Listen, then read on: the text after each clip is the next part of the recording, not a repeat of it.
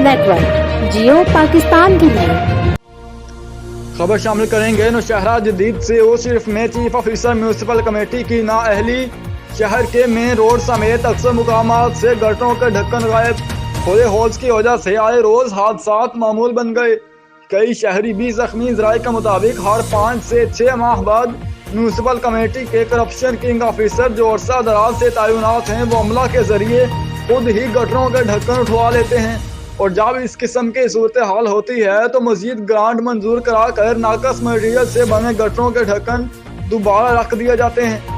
शहरियों ने deputy commissioner Bahawalpur से मुतालबा किया कि तहकीकात कराकर म्यूनसिपल कमेटी दफ्तर में तैनात गटरों के ढक्कन चोरों के खिलाफ कार्रवाई अमल में लाई जाए और शहर भर के खुले गटरों के होल्स पर ढक्कन लगाए जाएं।